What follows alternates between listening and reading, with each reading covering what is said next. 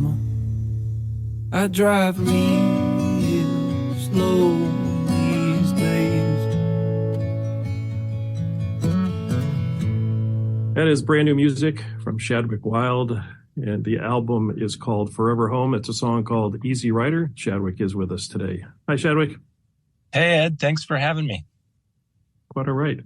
Easy Rider, you know, there was another song, The Ballad of Easy Rider. You probably know about that. This is not that. It seems, you know, and maybe I'm reading into it the wrong way because I know that people create personas in their songs, but it's either a message to your mom or to somebody's mom, your persona's mom. This whole idea of taking life a little slower. Tell me a little about where that song came from. Yeah. So that, like you said, the first line of that song is, "Don't worry, mama, I drive real slow these days." And I hadn't necessarily intended it for my own mama. I think that, you know, I was using mama in that way that we sometimes use the word baby in a song. And it could be to her. It could also be to the mama of my precious daughter. Both of them, like me, have a tendency to worry. And, you know, I'm out on the road a lot, driving around, making my living, driving Vanny Pacquiao around these great United States.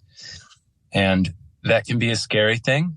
I do get some pronounced driving anxiety a lot of the time when I am unwise enough to stop and think about just how unnatural it all feels to be hurtling through space-time in these machines made of glass and steel that could smash into each other at any moment, just given the slightest mistake in anticipating centripetal and centrifugal force. So this is, it's an attempt to quell the worries and to implore not only myself, but whoever might hear it to please do slow down and pay attention, and not just when we're behind the wheel, but, you know, we have one precious life, and to slow down and pay attention to it, I think is really the only way that we're going to be able to live it fully. There seems to be a little bit of a theme on the album of that sense of taking life as it comes. You know, I'm thinking of one of the other songs called Floating Away, where you talk about becoming water and letting life and experience flow over you. Am I correct in getting a sense that with this album, at least you're at a place where you're taking it as it comes? Well, you know, yes, but I think that if we suppose that there's any other way to live, then we're deluding ourselves. Of course, we have and that's diluting and not diluting as it with water, right? Oh, I like that, a little double entendre. I'm a big fan of the double and sometimes triple entendre. But yeah, I think that you know, I've been practicing meditation for several years now, and that absolutely figures into the writing of Forever Home, and the becoming of water, and the realizing that we exist in this flow, and that when we resist what is, if we're creating resistance or pushing away from something that's difficult to look at or something that we don't want to acknowledge, we're really creating more suffering. And so many of us are drowning, you know, in all of this that we have to carry as human beings in this world right now, the anxiety and the sadness and the just incomprehensible human suffering, and that we have to open our hearts with compassion and accept that that's where we are right now. And we have to accept that, and if we're going to be able to do anything about it, you know? Mm-hmm. Yeah, that's profound. We're talking to Shadwick Wilde. Brand new album is called Forever Home. And when did you first realize that you had to do music? this was going to be something that was with you one way or the other for a long time? Well, I don't remember because before I was a fully formed human being that started making memories, I always wanted to be making music, and I have a photograph of myself when I was a little toddler with a plastic guitar, jumping around and singing. And the only thing that I ever have wanted to do in this life is to play music and to create songs and to make connections and to be seen and heard as a human being through this medium.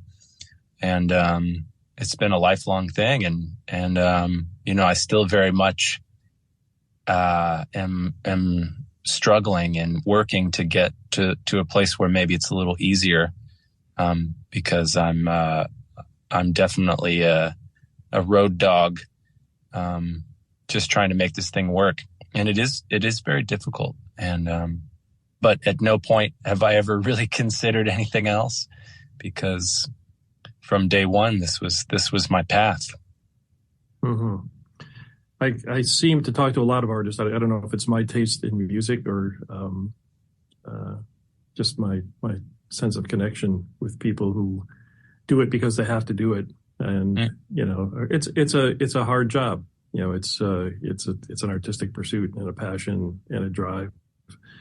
But it is also work. And people have often said to me, it's not the standing on the stage and playing the music. That's the easy part. It's driving from stage to stage. That's the difficult part. I read somewhere, and I can't remember where, that you talked about your songwriting, and you said, despite the fact that you always wanted to make music, that you really considered yourself primarily a writer first. Is that true? More of a writer than a musician. Yes, I would say so, at least from the technical standpoint. I've always loved to write. And when I picked up a guitar, it was perhaps somewhat ungracefully. I'd always looked up to people like Joe Strummer, who would just mash the chord with his fist, and just belt it out. And so, yeah, when I got into the music scene, I didn't necessarily feel like, oh, I belong here. These are my people. I've always felt like an outsider, and I think most writers probably feel that way. And for me, music was an outlet for my writing primarily, and it wasn't until much later that I became at all concerned with learning how to sing properly, or learning scales, or learning how to produce my own music or anything like that. And I'm so grateful for all of that learning, and I'm still, I still want to learn and grow as much as I can. Mm-hmm. But if I'm being totally honest, I think maybe I'm more a writer than I am a musician. It's interesting because the music is so good on this. This new album was produced by Ken Coomer. That's true. Am I right about this? That's right. Kenny Coombs. I tried to count the number of albums that you put out by yourself or with any of your various groups, and I don't know that I was successful. I see you somewhere around 4 or 5 albums, but this is not new for you. No, yeah, I think we're working on LP number 5 with my band Quiet Hollers, and this is technically my second solo album, although the first one has it was sold out, so it's out of print and has mysteriously vanished from the internet. So I don't know what's up with that, but so this is my solo re-debut, shall we? That's great. Well, it's a good one. And I promised I'd talk to you a little bit about reading, and people won't be able to see this because it's radio, but you held up a sticker that you have in your car that says, "I love reading," which is perfect for this show. I often imagine, and I'm not sure that this is true, that, especially with a life on the road, you go from place to place and get stuck waiting a lot. You're driving a lot, but waiting a lot in hotel rooms and such. And it's, I thought myself, it's one of the few places I can't really read well is in a hotel room. But where do you read and what do you read? So this is what happens when I go on tour. I always take a book with me. and I read maybe 2 or 3 pages of that book over the course of 3 weeks. So it's hard to find a place of silence and stillness and spaciousness to read. And if I do find a place like that, usually I'm just going to sit and I'm not going to necessarily do anything. But I love to read. I love to read a lot of different things. I love to read a lot of different things at the same time. Wow. So right now, and I don't think that that's because I'm necessarily like so smart or whatever. I think it's because I have a hard time paying attention to any one particular thing for very long. But right now I'm reading Merlin Sheldrake's wonderful book about mycelia, talking about mushrooms and fungi and these vast networks and these ancient life forms that are mycelia and how they intertwine with the rest of life on Earth. Mm-hmm. I read somewhere that one of the biggest organisms in the world is a mycelium culture, right, somewhere in the Northwest Pacific. Right. Yeah. And the fact that we have only begun to even classify about 1% of all the fungal life on this planet, which is pretty amazing. So I'm reading that, reading Tom Bombadil, and I'm reading. And that's, like you said, Tolkien. We lost your voice there for a second because I was humming. Right, Tolkien. Yeah, we just finished The Hobbit with our daughter, reading it all together, and so she wanted to know what other kinds of things this guy got up to, and she's not quite ready for the Lord of the Rings trilogy yet, but Tom Bombadil is a wonderful and lyrical exploration of some other characters in Middle Earth.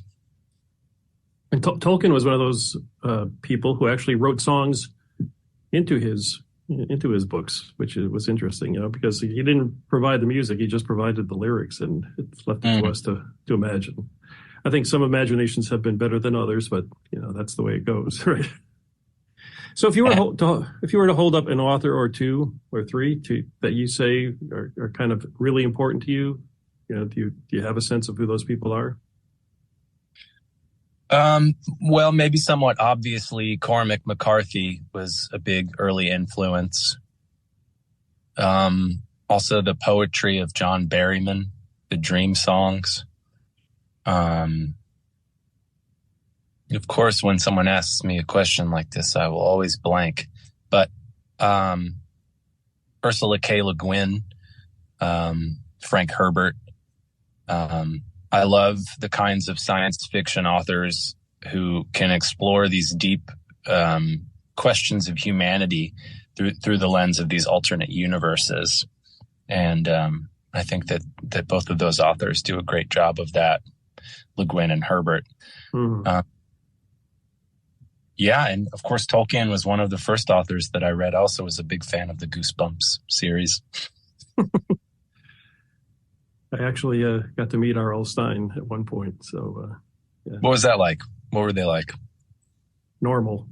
I think one of the things I have found about both authors and musicians is that you guys are all normal people, basically. And, if anything, are more insecure than the rest of the world. And because you're creating things and giving so much of yourself out there and putting it out there and asking for acceptance and understanding. So, there are some, but I've met very few prima donnas, at least in the interviewing I've done, and I've interviewed hundreds of people over the course of my radio career. So it's good to know that folks are normal. Are you surprised at all? I've gotten to the point where I'm not surprised anymore, especially with speculative fiction, where authors create worlds, and then 20 years later, we see those worlds appearing on the front pages of newspapers. Of course, newspapers barely exist anymore, but you read about things and you think, well, that could never happen, and sure enough, I think there's something about a writer's instinct and a writer's connection with the world to be able to project. Does that surprise you at all? I mean, especially when I'm thinking of Le Guin and Herbert, So I think that's a really interesting concept to explore. Rick Rubin talks about this idea that ideas are these kind of independent beings and that they're floating around in the ether, and that when an idea's time comes, it will find a conduit, someone to pluck the idea out of the air and give it a physical body, to give it a form, an earthly form. And I think that's an interesting question. I think it's also, there's a researcher called Daryl Bem, who's actually a psychologist, but he's done some research into what he calls feeling the future, which is a sort of similar idea to what Rick Rubin's talking about, where we have this idea of knowing or knowledge or ideas, or there's many ways to describe this, but that it's something that exists almost independently of the human mind. And then, of course, we have, as human beings, we have a collective consciousness. We have ways of knowing things individually and together. And so I think definitely one of the jobs of an artist is to listen to that collective knowing and to expand awareness into the expanded present, which may include parts of the future, and to be able to speak to that and to be able to feel the future in that way that Daryl Bem describes, where we can have an idea. And that, that's a concept that also is explored in the Dune universe with Frank Herbert. When an artist or a seer, it calms the mind and becomes the universal knowing and steps into the slipstream of eternal consciousness, that we can see a lot further than our own limited selves. I bet you didn't bargain for this over your morning cup of coffee. This is the good stuff, man. This is what I live for. So, well, that's good. I'm glad I tapped into it. We're talking to Shadwick Wilde. It's got a brand new album. It's called Forever Home. And we have actually flown through a lot of time. I do want to get to another song before we go. And there's so many good ones on this, but I'm really intrigued by Dark Hours. And, the beginning with this, what seems like a very small, but a children's choir, singing, there'll be dark hours in our lives. I think I'm hearing that correctly. Yes. And, or a variation thereof. And it's another one of these songs, I think, that made me feel that the album is a little bit about this whole thing of, the world is out there and we have to deal with it, but we also have to resist dealing with it so much so that it runs over us. Yes, we have to become the ocean lest we should be pulled under by the tides. Dark Hours, another darling of mine. It's actually the oldest song on the record. I wrote the song for a specific occasion, which was my wedding ceremony to my wife, which was now about 12 years ago. And wow, that's an amazing fact in and of itself, because it's in some ways it's a calming song, but it's a little scary too. Oh yeah, it talks about what we have to face, right? Yeah, and as I said earlier, we're not going to escape the realities of this world by denying that they're out there. The world is out there, but the world is also in here, and the fact of the matter of this human existence is that there is suffering, and there is grief, and there's loss, and there's sickness, and there's death, and there is also beauty and joy and creativity and connection and love. And in order to experience those things, the good stuff, we also have to accept the other side of that coin. So right, but there is the optimistic part of the song that says, of course, that my love will carry you through space just to see your face, and it's about the power of love to overcome that. It's a beautiful song. I really like it. So if you don't mind, I'd like to end our conversation on that note, and thank you again for spending some time with us and for giving us this great album.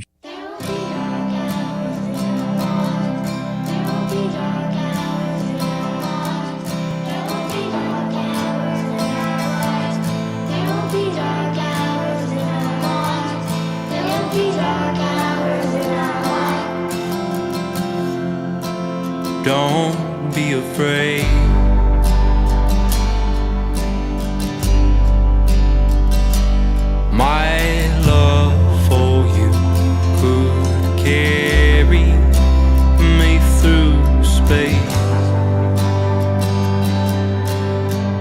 just to see your face.